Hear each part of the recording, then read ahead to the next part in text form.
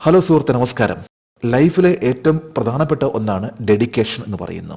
അപ്പോൾ ഡെഡിക്കേഷൻ അത് പഠനത്തിലായിക്കോട്ടെ, ജോലിയിലായിക്കോട്ടെ, എവിടെയും നമുക്ക് വേണ്ടത് അർപ്പണബോധമാണ്.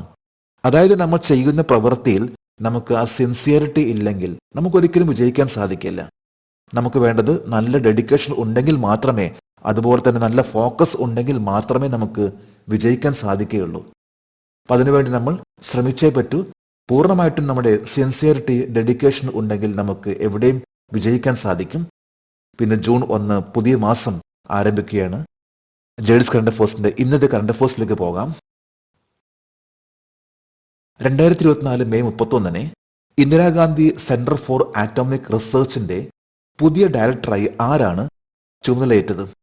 ചന്ദ്രശേഖർ ഗൗരിനാഥ് കർഹാത്കർ. അപ്പൊ ചന്ദ്രശേഖർ ഗൗരിനാഥ് കർഹാത്കർ ആണ് ഇന്ദിരാഗാന്ധി സെന്റർ ഫോർ ആറ്റോമിക് റിസർച്ചിന്റെ പുതിയ ഡയറക്ടർ ആയിട്ട് ചുമതലയേറ്റെടുത്തിട്ടുള്ളത്. അതായത് ഇന്നലെയായിരുന്നു, 31 മെയ്ക്കായിരുന്നു. അപ്പൊ ഇതിനെക്കുറിച്ച് Indira Gandhi centre for atomic research, ഇത് എന്താണ്? ഈ ഓർഗനൈസേഷൻ, ഇതിന്റെ പ്രാധാന്യം എന്താണ്? 1971 April 30 Indira Gandhi centre for atomic research ഇത് എസ്റ്റാബ്ലിഷ് ചെയ്തിട്ടുള്ളത്. തമിഴ്നാട്ടിലെ കൽപ്പാക്കത്താണ് Indira Gandhi centre for atomic research.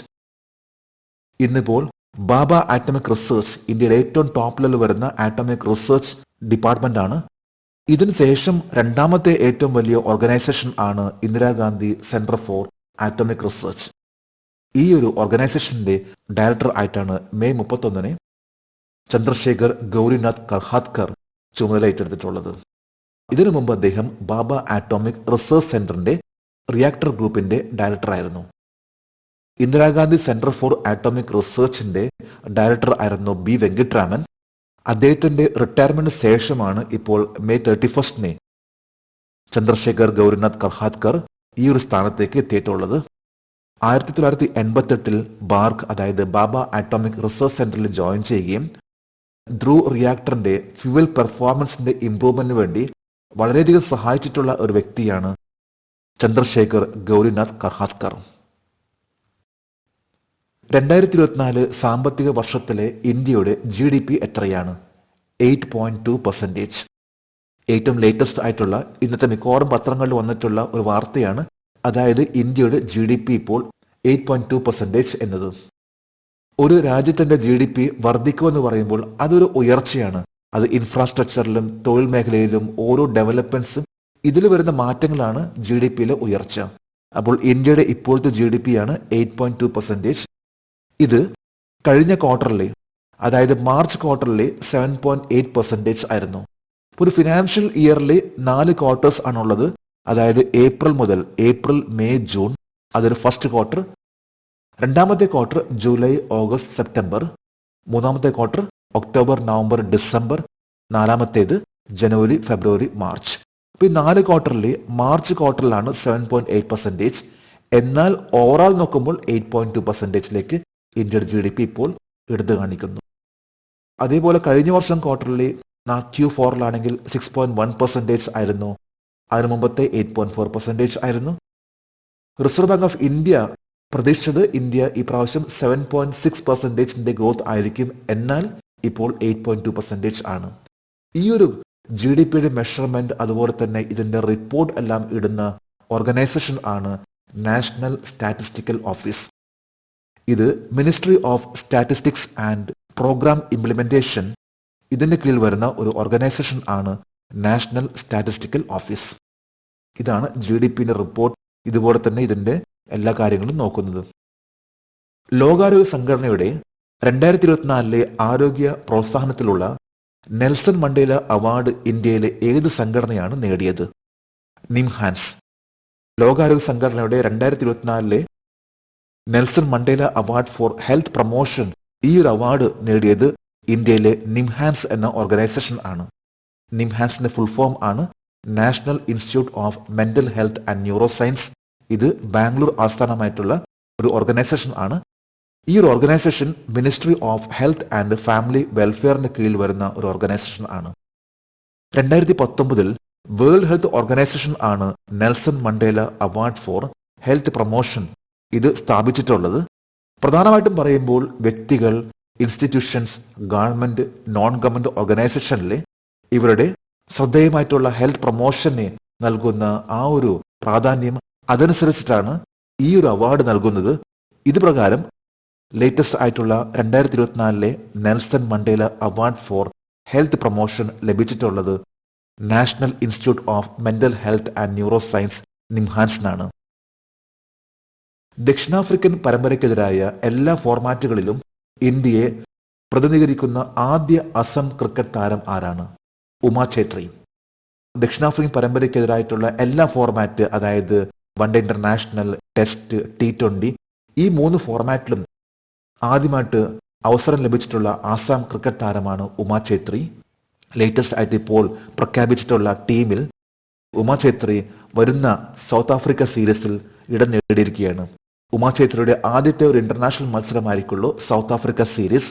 ഇത് ആരംഭിക്കുന്നത് ഈ ഒരു ചരിത്രപരമായിട്ടുള്ള അനൗൺസ്മെന്റ്, ഇത് ആസാം സംസ്ഥാനത്തിലെ ആദ്യത്തെ ഒരു വ്യക്തിയാണ് ഇപ്പോൾ ഉമ ഛേത്രി ആദ്യത്തെ ടെസ്റ്റും അതുപോലെ തന്നെ വൺഡേ ഇന്റർനാഷണലിലും T20യിലും പങ്കെടുക്കുന്ന താരം.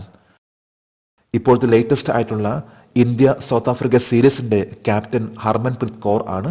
വൈസ് ക്യാപ്റ്റൻ ആണെങ്കിൽ സ്മൃതി മന്ദാന. ഈ വരുന്ന ജൂൺ 16 മുതൽ ജൂലൈ 9 വരെയാണ് ഇന്ത്യയിൽ ഇപ്പോഴത്തെ സൗത്ത് ആഫ്രിക്ക ഇന്ത്യ സീരീസ്. ഇതിലാണ് ആസാമിലെ ഉമ ഛേത്രി ഇടം നേടിയിട്ടുള്ളത്. 2024 മെയ് 30 ക്രിമിനൽ കുറ്റങ്ങൾക്ക് ശിക്ഷിക്കപ്പെട്ട ആദ്യത്തെ മുൻ അമേരിക്കൻ പ്രസിഡന്റ് ആരാണ്? Donald Trump. ഇന്നത്തെ മിക്കവാറും എല്ലാ പത്രങ്ങളിലും ഫ്രണ്ട് പേജ് വന്നിട്ടുള്ള ഒരു വാർത്തയാണ്, അതായത് ക്രിമിനൽ കുറ്റങ്ങൾക്ക് ശിക്ഷിക്കപ്പെട്ട ആദ്യത്തെ മുൻ അമേരിക്കൻ പ്രസിഡന്റ് ഡൊണാൾഡ് ട്രംപ്. ഇത് ഇപ്പോഴത്തെ പ്രസിഡന്റ് ആയിട്ടുള്ള ജോയ് ബൈഡൻ.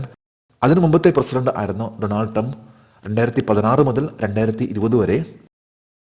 2016 ഇലക്ഷനിൽ അദ്ദേഹം സ്വാധീനിക്കാൻ ശ്രമിച്ചു എന്ന കുറ്റത്തിനാണ് 34 ചാർജ്. അതുപോലെ തന്നെ അദ്ദേഹം പോൺ ആക്ടേഴ്സ് നെയിം ഉപയോഗിച്ചു എന്നതുമാണ് അദ്ദേഹത്തിനെതിരായിട്ടുള്ള കുറ്റം. കൂടാതെ 2020 അദ്ദേഹം വൈറ്റ് ഹൗസ് വിടുമ്പോൾ വളരെ ടോപ്പ് സീക്രട്ട് ആയിട്ടുള്ള ഡോക്യുമെന്റ്സ് ഒളിപ്പിച്ചു വെച്ചു എന്നതും അദ്ദേഹത്തിനെതിരായിട്ടുള്ള കുറ്റങ്ങളാണ്. എന്നാൽ ഇത്തരം കുറ്റങ്ങളും ഇതെല്ലാം ഉണ്ടായ പോലും അദ്ദേഹത്തിന് വരാൻ പോകുന്ന ഇലക്ഷൻ, അതായത് ഇപ്പോൾ നടന്നുകൊണ്ടിരിക്കുന്ന ക്യാമ്പയിൻ, ഇലക്ഷൻ ക്യാമ്പയിനിൽ അദ്ദേഹത്തിന് യാതൊരു തരത്തിലും ബുദ്ധിമുട്ടുണ്ടാവുകയില്ല. മലേഷ്യയുടെ ഇന്ത്യയിലെ പുതിയ ഹൈക്കമ്മീഷണറായി ആരാണ് നിയമിതനായത്? Muzafar Shah Mustafa. Malaysian government Muzafar Shah മുസ്തഫയെ ഹൈക്കമ്മീഷൻ ടു ഇന്ത്യ ആയിട്ട് അപ്പോയിന്റ് ചെയ്തു. അദ്ദേഹം ഈ ഒരു വേളയിൽ അദ്ദേഹത്തിന്റെ ഒപ്പം തന്നെ ഇൻവെസ്റ്റ്മെന്റ്, ട്രേഡ്, ടൂറിസം, ഡെലിഗേഷൻ എന്നിവയെല്ലാം അദ്ദേഹം അനുഗമിക്കുന്നുണ്ട്. അതായത് ഇന്ത്യയിൽ അത് വളരെയധികം സാധ്യത കാണുന്ന ഒന്നാണ് ടൂറിസം എന്നിവയെല്ലാം. ഇതുമായി ബന്ധപ്പെട്ട് ഈ കഴിഞ്ഞ മെയ് 30 മഹാരാഷ്ട്രയിലെ ഗവർണർ രമേശ് ബൈസ് ആയിട്ട് അദ്ദേഹം മുംബൈയിൽ കൂടിക്കാഴ്ച നടത്തിയിരുന്നു. മഹാരാഷ്ട്രയുടെ ഇപ്പോഴത്തെ ഗവർണർ ആണ് Ramesh Bais. Digital economy, tourism, science and technology, palm plantation എന്നിവയിലേക്ക് കൂടുതൽ പ്രാധാന്യം ആയിരിക്കുള്ളൂ ഇപ്പോഴത്തെ ഹൈക്കമ്മീഷണർ ആയിട്ടുള്ള മലേഷ്യയുടെ മുസാഫിർ ഷാ മുസ്തഫ നൽകാൻ പോകുന്നത്. മലേഷ്യയെ കുറിച്ച് പറയുകയാണെങ്കിൽ മലേഷ്യയുടെ ക്യാപിറ്റൽ ആണ് കുലാലംപൂർ. ഏതാണ്ട് കേരളത്തിന്റെ തന്നെ അത്രയും ജനസംഖ്യ വരുന്ന, അതായത് 3.39 കോടി ജനങ്ങളാണ് മലേഷ്യയുടെ ജനസംഖ്യ. ഇന്നലെ മെയ് 31 ഇന്നലത്തെ കറണ്ട് അഫയേഴ്സിലെ ഒരു ചോദ്യമായിരുന്നു, കേരളത്തിൽ നിന്നുള്ള ആദ്യ ചെസ് ഗ്രാൻഡ് മാസ്റ്റർ ആരാണ്? ഇതിന്റെ ഉത്തരം GN ഗോപാൽ. GN ഗോപാൽ ആണ് കേരളത്തിൽ നിന്നുള്ള ആദ്യത്തെ grand master. 2007 GN Gopal grand master ആയിട്ടുള്ളത്.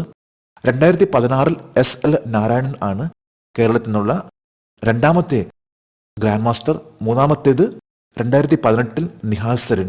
85 പേരാണ് ഇന്ത്യയിൽ ഗ്രാൻഡ് മാസ്റ്റേഴ്സ് ആയിട്ടുള്ളത്. ഇതിൽ 3 പേർ നമ്മുടെ നാട്ടിൽ നിന്നാണ്, അതായത് GN ഗോപാൽ, SL നാരായണൻ, നിഹാൽ സരിൻ. ജേഡിസ് കറണ്ട് അഫയേഴ്സിന്റെ ഇന്നലത്തെ ഈ ചോദ്യത്തിന് മറുപടി നൽകിയിട്ടുള്ള ഓരോരുത്തർക്കും ജേഡിസ് കറണ്ട് അഫയേഴ്സിന്റെ ആശംസകൾ. നമുക്ക് ഇന്നത്തെ കറണ്ട് അഫയേഴ്സ് ഒന്നുകൂടി റിവൈസ് ചെയ്യാം. 2024 May 31 Indira Gandhi centre for atomic റിസർച്ചിന്റെ പുതിയ ഡയറക്ടറായി ആരാണ് ചുമതലയേറ്റത്? ചന്ദ്രശേഖർ ഗൗരിനാഥ് കൽഹാത്കർ. 2024 സാമ്പത്തിക വർഷത്തിൽ ഇന്ത്യയുടെ GDP എത്രയാണ്? 8.2%. ലോകാരോഗ്യ സംഘടനയുടെ 2024 ആരോഗ്യ പ്രോത്സാഹനത്തിനുള്ള നെൽസൺ മണ്ടേല അവാർഡ് ഇന്ത്യയിലെ ഏത് സംഘടനയാണ് നേടിയത്? നിഹാൻസ്. ദക്ഷിണാഫ്രിക്കൻ പരമ്പരയ്ക്കെതിരായ എല്ലാ ഫോർമാറ്റുകളിലും ഇന്ത്യയെ പ്രതിനിധീകരിക്കുന്ന ആദ്യ അസം ക്രിക്കറ്റ് താരം ആരാണ്? ഉമാ ഛേത്രി. 2024 മെയ് 30 ക്രിമിനൽ കുറ്റങ്ങൾക്ക് ശിക്ഷിക്കപ്പെട്ട ആദ്യത്തെ മുൻ അമേരിക്കൻ പ്രസിഡന്റ് ആരാണ്? Donald Trump. മലേഷ്യയുടെ ഇന്ത്യയിലെ പുതിയ ഹൈക്കമ്മീഷണറായി ആരാണ് നിയമിതനായത്? മുസാഫർ ഷാ മുസ്തഫ. ഇന്ന് ജൂൺ 1 ഇന്നത്തെ കറണ്ട് അഫയേഴ്സിലെ ഒരു ചോദ്യമാണ്. Which state was celebrated statehood day on 30 May 2024? 2024 May 30 സംസ്ഥാന രൂപീകരണ ദിനം ആചരിച്ച സംസ്ഥാനം ഏത്? 3 ഓപ്ഷൻസ് ആണ് നൽകിയിട്ടുള്ളത്. ഈ ചോദ്യത്തിന്റെ ഉത്തരം അറിയാമെങ്കിൽ ഇന്നത്തെ കറണ്ട് അഫയേഴ്സിന്റെ കമന്റ് ബോക്സിൽ രേഖപ്പെടുത്തുവാൻ അഭ്യർത്ഥിക്കുന്നു. നാളത്തെ കറണ്ട് അഫയേഴ്സിൽ ഇതിന്റെ ഉത്തരം ഉണ്ടായിരിക്കും. ലേറ്റസ്റ്റ് ആയിട്ടുള്ള ഓരോ കാര്യങ്ങൾ ആണ് ജേഡിസ് കറണ്ട് അഫയേഴ്സ് ഓരോ ദിവസവും നൽകി വരുന്നത്. ജേഡിസ് കറണ്ട് അഫയേഴ്സിന്റെ ഇന്നത്തെ ഈ വീഡിയോ കണ്ടിട്ട് ഇഷ്ടപ്പെടുകയാണെങ്കിൽ ഈ ചാനൽ സബ്സ്ക്രൈബ് ചെയ്യാനും ഷെയർ ചെയ്യാനും മറക്കരുത്. നമുക്ക് നാളെ വീണ്ടും കാണാം. Thank you very much.